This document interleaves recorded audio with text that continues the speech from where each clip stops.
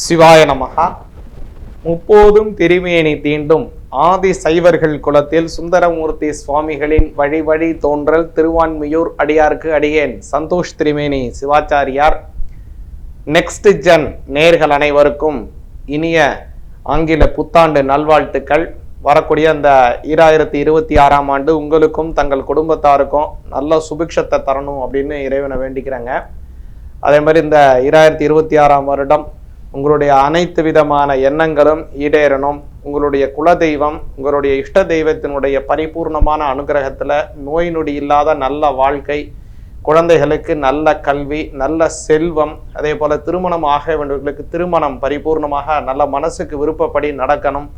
அதே போல் குழந்தை பிறக்க வேண்டியவங்களுக்கு நல்ல வம்ச அபிவிருத்தி ஏற்படணும் அப்படின்னு எல்லாம் வல்ல எம்பெருமான பிரார்த்தனை செய்து கொண்டு இந்த வருடம் பார்த்தீங்க அப்படின்னா ரொம்ப அற்புதமான வருடமாக வருதுங்க. ஒவ்வொரு வருடமும் பார்த்தீங்க அப்படின்னா அதாவது குரு பயிற்சி இருக்கும், அல்லது ராகு கேது பயிற்சி அப்படி இருக்காது, அல்லது ராகு கேது பயிற்சி இருக்கும் சனி பயிற்சி இருக்காது, அல்லது சனி பயிற்சி இருக்கும் ராகு கேது பயிற்சி இருக்காது. இப்படி மாறி மாறி ஏதாவது ஒன்று இருக்கும் ஒன்று இருக்காது, இப்படி ரெண்டு இருக்கும், அப்படி தான் போயிட்டு இருக்கோம். இதுதான் பொதுவாக உள்ள ஒரு நியதி. ஆனால் இந்த வருடம் பார்த்தீங்கன்னா 2026 பார்த்தீங்க அப்படின்னா எல்லா கிரகங்களினுடைய பயிற்சி இருக்கு. தாரா கிரகங்களாக இருக்கக்கூடிய அதாவது பார்த்தீங்க அப்படின்னா செவ்வாய் பகவான், புத பகவான், அதே மாதிரி குரு பகவான், அடுத்தது சுக்கிர பகவான், சனி பகவான், எல்லா கிரகங்களினுடைய பயிற்சி இருக்கு. இதுல ஒரு டாப் என்னன்னு கேட்டீங்கன்னா குரு பகவானை சொல்லணும். அவர் ஒரு கிரகத்துல ஒரு வீடை தாண்டி ஒரு ராசியை தாண்டி அடுத்த ராசி வரைக்கும் போறாரு. 3 ராசிக்கு அவர் போறாரு. இதே 2026 அது மாதிரி ஒரு அற்புதமான நல்ல ஒரு மாற்றங்கள் இருக்கு. இதை மாற்றங்கள் இருக்குன்னு சொல்லும் போதே நீங்க என்ன சொல்லலாம்னா, அது இருக்கட்டும் சுவாமி, அது எப்படியோ போட்டோம், எங்களுக்கு என்ன பண்ணும், எங்க ராசிக்கு அது எப்படி இருக்குங்கிறத சொல்லுங்க அப்படின்னு தான் நீங்க கேட்கக்கூடியது எனக்கு புரியுது. அதனால உங்களுடைய ராசி பலன் எப்படி இருக்குங்கிறத தெளிவா இந்த 2026 எப்படி இருக்குங்கிறத பார்ப்போங்க. அதுக்கு முன்னாடி என்ன அப்படின்னா, இந்த வருடத்தினுடைய கிரக சஞ்சாரம் ரொம்ப அற்புதமா இருக்கு. அதனால முதல்ல பார்த்தீங்க அப்படின்னா இந்த வருடத்தினுடைய முதல்ல நடக்கக்கூடியதே சனி பகவானினுடைய பயிற்சி தான் நடக்குது. சரியா பார்த்தீங்கன்னா மார்ச் மாதம் 6ஆம் தேதி இந்த சனி பயிற்சி அப்படிங்கிறது நடக்குது. இந்த சனி பயிற்சி பார்த்தீங்க அப்படின்னா கால புருட தத்துவத்தில் அவருடைய சொந்த வீட்டிலிருந்து 12ஆம் வீடு காலபுருடத்தினுடைய கடைசி வீடு அதுதான் மீனம் தான். அந்த மீனத்துக்கு அவர் மாறுறாரு. இந்த மாறக்கூடிய விஷயத்தினால எப்படி இருக்கும், அதே மாதிரி மற்ற குரு பயிற்சி, அதுக்கப்புறம் ராகு கேது பயிற்சி, மற்ற கிரகங்களினுடைய பயிற்சினால எப்படி இருக்கும் அப்படிங்கிறதெல்லாம் கூட நம்ம தெளிவாக பார்ப்போம். இன்னொரு முக்கியமான விஷயத்தை இந்த சமயத்தில் சொல்லிக்கிறேன். இப்போ நம்ம பார்க்கக்கூடிய விஷயங்கள் எல்லாமே வாக்கிய முறைப்படியான கணனம், இந்த வாக்கிய பஞ்சாங்கப்படியானது தான் நம்ம சொல்லக்கூடிய எல்லா பலனும். இப்போ பார்த்தீங்க அப்படின்னா தமிழகத்தில் அநேக கோவில்கள் எல்லாமே வாக்கிய முறைப்படி தான் அனுஷ்டானம் பண்ணுறாங்க. அதே மாதிரி நவகிரக கோவில்கள் எல்லாத்துலேயும் சரி, திருக்கடையூர் கோவில் நம்ம சாந்தி கல்யாணம் செய்யக்கூடிய கோயிலாகட்டும், அதே மாதிரி ஆதீனகர்த்தர்களுடைய கோவில்கள் எல்லாத்துலேயுமே சரி, எல்லாமே வாக்கிய முறைப்படி தான் நம்ம அனுஷ்டானம் செய்கிறோம். அதனால் நாமும் இந்த வாக்கிய முறைப்படி தான் சொல்லுகிறோம் அப்படிங்கிறத இந்த இடத்துல சொல்லிக்கொண்டு இந்த வருடத்திற்கான பலன் 2020ற்கான பலன்கள் உங்களுக்கு எப்படி இருக்குங்கிறத விலாவரியாக பார்ப்போம். மீன ராசியாகிய உங்களுக்கு இந்த 2026க்கான பலன் என்ன இருக்குங்கிறத கொஞ்சம் விரிவாக பார்ப்போங்க. மீனராசிக்கு பார்த்தீங்கன்னா ஜென்மத்திலே சனி வராரு. இது 7.5 சனி காலம் அப்படின்னு கவலைப்பட வேண்டாம். ஏன்னா இப்போ அடுத்து குருவும் மாறிடுவார்.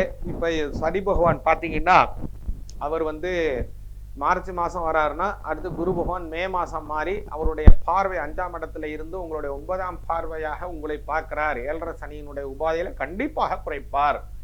பெரும்பாலும் மீனராசிக்காரங்கள் நல்ல அறிவு கொண்டவங்க, ஞானம் பொருந்தியவர்கள். அவங்களுடைய அறிவு எப்போதுமே மற்றவங்களை விட இவங்களுக்கு ஒரு ஐக்கியம் கூடுதலா இருக்கும். அது மாதிரி ஒரே விஷயத்தை மட்டும் இன்னைக்கு நம்ப மாட்டாங்க. இந்த செயல் தான் நடக்கும், இப்படித்தான் போவோம், அதனால நம்ம அது முடிஞ்சோடனே இப்படி நடப்போம் நினைக்க மாட்டாங்க. மீனராசிக்காரங்க எப்போது என்ன செஞ்சிருவாங்கன்னா அதுக்கு ஒரு மாற்ற ஏற்பாடு வச்சுப்பாங்க.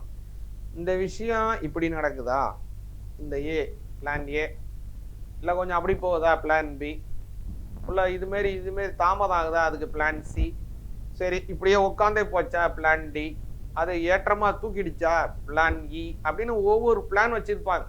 மீனராசிக்காரங்க எல்லாத்துக்கும் அவங்கள்ட்ட ஒரு மாற்று ஏற்பாடு இருக்கும். அது சின்னவங்களா இருக்கலாம், வயசானவங்களா இருக்கலாம், ரொம்ப வயது முதிர்ந்தவர்களாக இருக்கலாம், ஜென்சியா இருக்கலாம், ஜென் எக்ஸன் யாரா இருந்தாலும் சரிதான். அவங்க அவங்க அதுக்கு தக்கன அவங்கள்ட்ட ஒரு மாற்ற ஏற்பாடை வச்சுட்டு இருப்பாங்க மீனராசிக்காரங்க. அது எந்த விஷயமா சமையலா இருக்கலாம், அல்லது வந்து வேலை செய்யக்கூடிய வேலையாக இருக்கலாம், வெளியூர் பிரயாணமாக இருக்கலாம், அல்லது உறவினர்களினுடைய உறவு முறை பாராட்டாக இருக்கலாம், அல்லது எதுவாக இருந்தாலும் சரிதான். அவங்க கிட்ட எல்லாத்துட்டு கைவசம் சரக்கு ஒன்று வச்சிருப்பாங்க. இதுக்கு இல்லைன்னா அது, அது இல்லைன்னா இது, இப்படி போச்சுன்னா அப்படி, அப்படின்னா இப்படின்னு வச்சிருப்பாங்க. அது வந்து மீனராசிக்காரங்களுக்கு ஒரு பிளஸ்ன்னே சொல்லலாம். அதை வந்து அவங்களுக்கு ஒரு பெரிய சர்வைவல் ஃபிட்னஸ். அவங்களுக்கு எந்த இடத்திலும் அவங்க சூழ்நிலையுடன் பொருந்தி போவார். அது மீனராசிக்காரங்களுக்கு உண்டானது. அது வந்து எதுக்காக இவ்வளவு சொல்றேன்னா, இந்த வருஷம் அவங்களுக்கு இதெல்லாம் ஒரு பெரிய கை கொடுக்க போகக்கூடிய விஷயமா வருது. ஏன்னா இப்போ 7.5 சனி வந்துருச்சு அப்படிலாம் பயப்பட வேண்டிய அவசியம் கிடையாது. சனி பகவான் மீனராசிக்காரங்களுக்கு 90% நன்மையை கொடுப்பார். 12ஆம் பாதிப்புனால கொஞ்சம் விரயத்தை கொடுப்பார், கொஞ்சம் அதிகமாக விரயம் ஏற்படலாம். அதனால செலவை கொஞ்சம் கவனித்து செய்யணும். செலவு செய்யறதுல வந்து முக்கியம் என்னன்னு கேட்டிங்கன்னா, நம்மளுடைய செலவுல அவசிய செலவு, அனாவசிய செலவு, அத்தியாவசிய செலவு, ஆடம்பர செலவு, அதே மாதிரி வந்து கௌரவ செலவு, அதே மாதிரி எதிர்கால முதலீட்டு செலவு, படிப்புக்கான செலவுன்னு ரகமாக இருக்கு.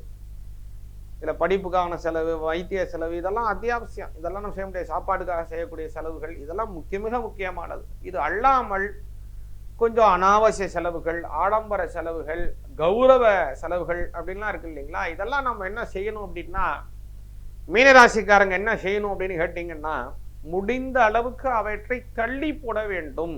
இந்த மாதம் செய்யலான்னு முடிச்சிங்களா, சரி இன்னைக்கு செலவுகள் உடனே செய்யணும் அப்படின்னு நினைக்காம, சரி இப்போ செய்வதை 1 மாதம் தள்ளி செய்து பார்ப்போம், அல்லது 1 நாள் தள்ளி செய்து பார்ப்போம் அப்படின்னு செலவை முடிஞ்ச அளவுக்கு தள்ளி போட்டுட்டு அந்த நெக்கில் அதை நீங்கள் செலவு செய்யுங்க. ஆனால் வந்து ஸ்டிச் இன் டைம் சேவ்ஸ் 9 அப்படின்னு சொல்லுவாங்க.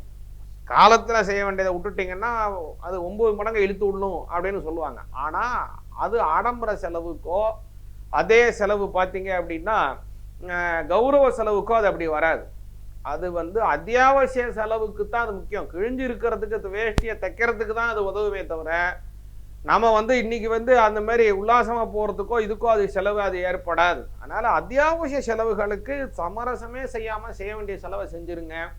கொஞ்சம் இதை தாண்டி இருக்கக்கூடிய செலவை கொஞ்சம் யோசித்து செய்கிறது மீனராசிக்காரங்களுக்கு நல்லது. எதனால் இவ்வளோ தூரம் திரும்ப திரும்ப இவ்வளோ சொல்கிறோம் அப்படின்னா, 12ஆம் அதிபதி சனி பகவான். உங்களுக்கு 12ஆம் அதிபதி விரயத்தை தரக்கூடியவர். அவர் வந்து ஜென்மத்தில் வர்றதுனால செலவை நீங்கள் கட்டுப்படுத்தினாலே போகிறோம், ரொம்ப நன்மைகள் உண்டு. குறிப்பாக இதில் வந்து உங்களுக்கு 4, 7, இந்த 10 இதெல்லாமே பரிவர்த்தனை ஆகுது மீனராசிக்காரங்களுக்கு. இது எல்லாமே கேந்திரம். அதனால வம்ச அபிவிருத்தி உண்டு.